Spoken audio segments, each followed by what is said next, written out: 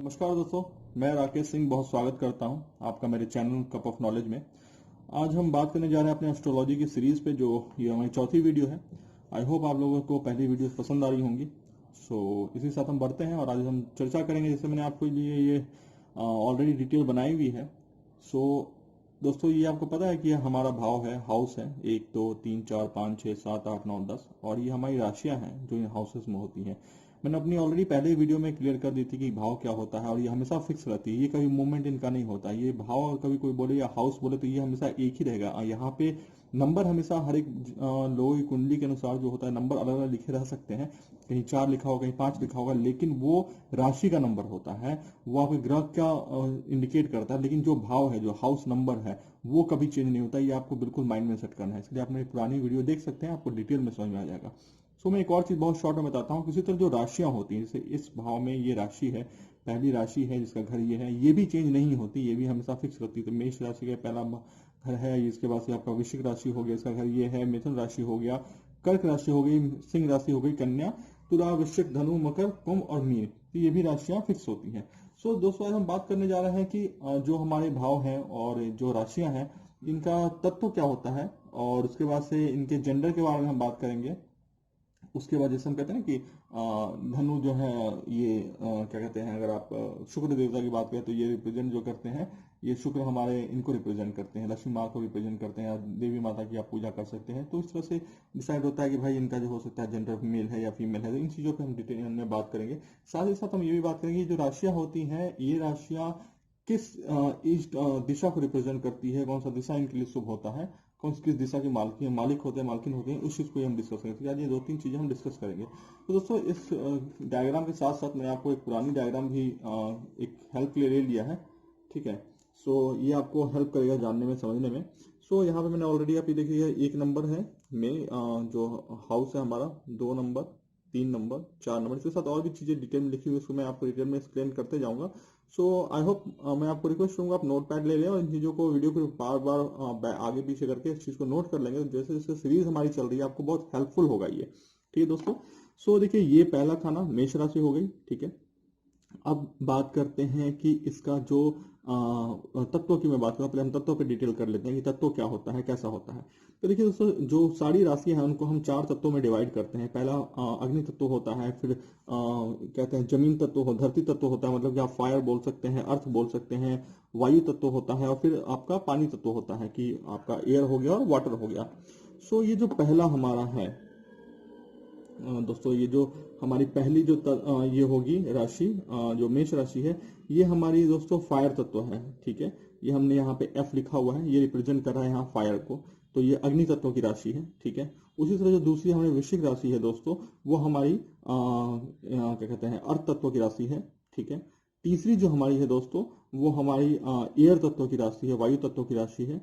और जो चौथी जो हाउस होता है, जिसके स्वामी जो होते हैं वो कर्क होते हैं। तो ये जो इनका जो तत्व होता है, ये हमारा वाटर तत्व होता है, जल तत्व की होती है। तो यहाँ पे देखिए दोस्तों, इसको साथ साथ जो मैं आपको बता रहा हूँ, ये याद भी आपको हो जाएगा, बाद में और आपको एक्सप्लेन कर दूंगा, एक ट्रिक भी दे दूंगा, इससे बहुत बहुत जल्दी याद हो जाएगा। तो सिंपली आप यहाँ समझिए, फायर, ठीक है, ये आपका अर्थ तत्व हो गया। जो दूसरी राशि है, पहली राशि फायर, दूसरा अर्थ, तीसरी जो आपकी हो गई वो एयर हो गई, और चौथी जो हो गई आपकी वाटर हो गई। सेम फिर ये चीज आपकी रिपीट हो जाएगी। पांचवी जो सिंह राशि होती है वो भी फायर तत्व की होती है, अग्नि तत्व की होती है। जो छठी होती है वो सेम यहाँ पे, जैसे देखिए पहले फायर के बाद अर्थ आया था, फिर एयर और वाटर, सेम फायर, अर्थ, एयर, वाटर। तो पांचवी, छठी, सातवीं, आठवीं, ये क्रम चलेगा आपका, फायर, अर्थ, एयर, वाटर, फायर, अर्थ, एयर, वाटर, फायर, अर्थ, एयर, वाटर। तो इस तरह से 12 का क्रम चलेगा। तो आपको बहुत जल्दी याद हो जाएगा कि ये कौन सी तत्व की राशि है। और इसके लिए देखिए, मैंने आपको दोस्तों यहाँ पे एक डिटेल में नीचे यहाँ पे मैंने आपको लिख भी दिया है। ये अगर आप डायग्राम देख रहे होंगे तो ये देखिए, 1 2 1 5 9 और 2 6 10 3 7 11 4 8 12। ये आप सोच रहे होंगे 1 5 9 क्या है, ये हाउस नंबर है दोस्तों। इसे पहला हाउस हो गया, ये आप ये देखिए पहला हाउस आपका ये हो गया। ठीक है। ये रिप्रेजेंट कर रहा है। उस तरह पांचवा हाउस में लिखा हुआ है, तो पांचवा हाउस ये आपका इसको रिप्रेजेंट कर रहा है दोस्तों, ये सिंह राशि को। ठीक है। तो वो मैं आपको समझा रहा हूँ, उसको याद कैसे आप करेंगे। जैसे मैंने आपको ऑलरेडी बता दिया कि एफ ये फायर तत्व है, दूसरा आपका ये अर्थ तत्व है, एयर तत्व है, फिर ये आपका जो है वाटर तत्व है। ये जो राशि है आपकी फायर है, अर्थ है, एयर तत्व है, वाटर तत्व है, फिर यहाँ पे फायर तत्व है, मतलब अग्नि तत्व है, फिर आपका अर्थ तत्व हो गई, एयर तत्व हो गई और वाटर तत्व हो गई आपकी। तो इस तरह से मैंने आपको एक्सप्लेन कर दिया। अब मैं आपको याद करने की तरीका बताता हूँ कैसे याद होगा ये देखिए दोस्तों, आपको बहुत आसान लैंग्वेज में लिख दिया यहाँ पे। जैसे फायर रिप्रेजेंट कर रहा है एफ, यहाँ पे आपका ई अर्थ रिप्रेजेंट कर रहा है, ए आपका एयर रिप्रेजेंट कर रहा है, वाटर डब्ल्यू रिप्रेजेंट कर रहा है। तो आप इस चीज को ये आप दिमाग में बिल्कुल बैठा लीजिए। ये बहुत तरीके मैंने यहाँ पे लिखे हैं। पहला जो फायर 1, 5, 9 ये ऑड नंबर, सारे ऑड नंबर आपको पता है 1, 5 और 9 ऑड इवन। अगर आपको अभी कुछ कंफ्यूजन हो या भूल गए हो सकता है, तो आप ये जान जाइए कि जो आप कोई वीडियो देख सकते पता कर सकते हैं, 2 से डिवाइड होने वाली जो होती है उनको इवन कहते हैं, जो नहीं डिवाइड होती उनको ऑड में लेके चलते हैं। सो इन चीजों को आप देखिए दोस्तों, 1, 5 और 9 ये आपकी ऑड नंबर आ गई, ठीक है। साथ ही साथ दोस्तों ये इवन नंबर में आपका यहाँ आ जाएगा 2, 6 और 10, 3, 7, 11 और 4, 8, 12। तो फायर में जितने भी पढ़ रहे हैं दोस्तों 1, 5, 9 ये आपका ऑड नंबर सारे पढ़ रहे हैं। अर्थ तत्व में जो भी पढ़ रहे हैं वो सारे इवन पढ़ रहे हैं। सेम अगेन एयर में पढ़ रहे हैं वो सारे ऑड पढ़ रहे हैं, और वाटर तत्व में सारे इवन नंबर पढ़ रहे हैं। एक तो ये दोस्त तरीका हो गया याद करने का। इस तरीके से आप याद कर सकते हैं कि फायर में हमारा हमेशा ऑड नंबर की जो सीरीज है, जो हाउसेज हैं, एक हो गया, ऐसा 3 भी आता है ऑड में, लेकिन आपको ध्यान रखना होगा कि 1, 3 उसमें नहीं पड़ेगा। लेकिन उससे मैं आपको आसान तरीका बताता हूँ कि आप इसको ऐसे देखिए। अगर आपने ऊपर लिख लिया दोस्तों F for fire, E for earth, A for air और डब्ल्यू फॉर वाटर, तो आप इसको ऐसे सीरीज लिखिए 1, 2, 3, 4, 5, 6, 7, 8, 9, 10, 11, 12। इस तरह से अगर आप लिखेंगे तो ऑटोमेटिकली पहला जो है हमारा जो पहली राशि है, जो पहला भाव है, उसकी जो तत्व होगा वो फायर को रिप्रेजेंट करेगा। साथ ही साथ जो हमारा 5वां भाव है उसकी राशि का जो तत्व होगा वो फायर को फिर से रिप्रेजेंट करेगा। 9वें भाव की जो राशि का तत्व होगा वो भी फायर को रिप्रेजेंट करेगा। ये सारे अग्नि तत्वों की होंगी। सेम उसी तरह जो हमारा दूसरा भाव है उसकी जो राशि का जो तत्व होगा वो दोस्त हमारा अर्थ तत्व होगा। उससे सब मैंने एक्सप्लेन कर दिया था। बहुत तरीके मैंने आपको बता दिया, आप ऐसे भी याद कर सकते हैं, वैसे भी याद कर सकते हैं, या किसी जो ऑड इवन का भी आपको मैंने दे दिया है। फिर 1, 2, 3, 4 आप ऊपर एफ ई ए डब्ल्यू लिख लें, और 1, 2, 3, 4 उसका सीरीज वाइज 1, 2, 3, 4, 5, 6, 7, 8, 9, 10, 11, 12, क्योंकि टोटल 12 हाउस होते हैं। तो आप इस तरह से भी आपको जल्दी याद हो जाएगा। अब दोस्तों बात करते हैं कि हम मेल फीमेल कौन से हैं, ठीक है, कौन सी हमारी जो राशि है मेल है और फीमेल। इसके लिए बहुत आसान तरीका है दोस्तों, बहुत ही आसान तरीका है, इसलिए आपको सोचने की जरूरत नहीं है।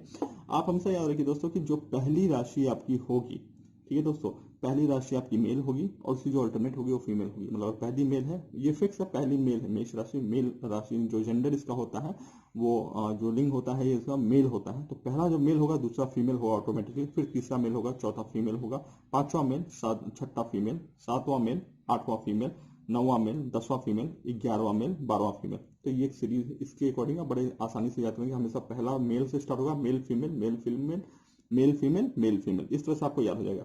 अब हम बात करते हैं दोस्तों की डायरेक्शन, कौन सी जो राशि है किस दिशा की स्वामी होती है, किसको वह अधिकृत करती है। तो इसके लिए भी दोस्तों हमने बहुत मैंने इसी सेम डायग्राम पे मैं आपको समझाता हूँ। आप यहाँ पे देखिए, जैसे तो एक तो मैंने ये लिख दिया दोस्तों, और इसी जैसे आपने ये सीरीज अगर बना ली होगी तो इसको आप देखिए, पहले 5वें और 9वें भाव जो कि ऑड नंबर में आते हैं, पहला 5वां 9वां भाव ये ईस्ट डायरेक्शन के स्वामी होते हैं।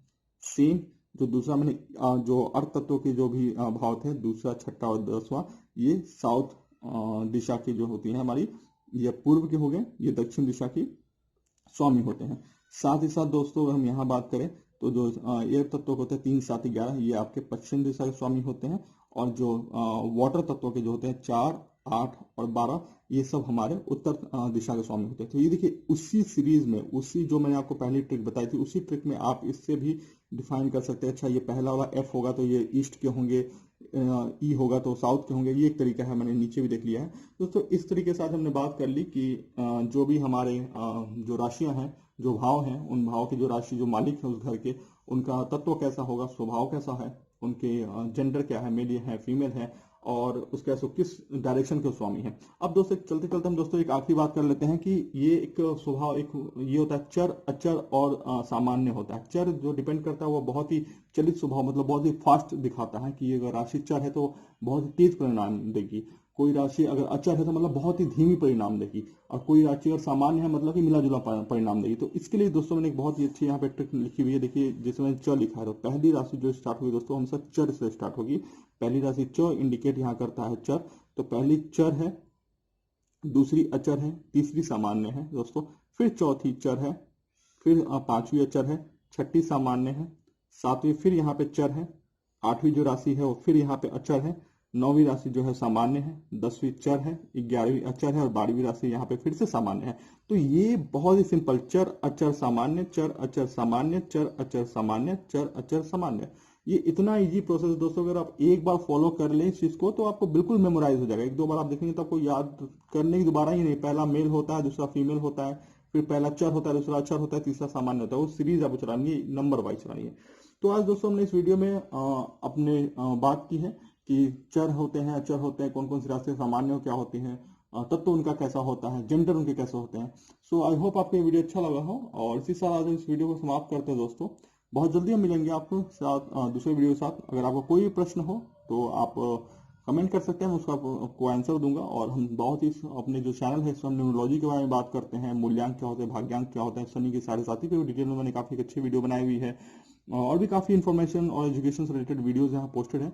सो आप चाहें तो उसका से जुड़ करके अपना ज्ञान बढ़ा सकते हैं और नॉलेज ले सकते हैं। तो ठीक है दोस्तों, बहुत जल्दी मिलेंगे, तब तक के लिए अपना ध्यान रखें। नमस्कार।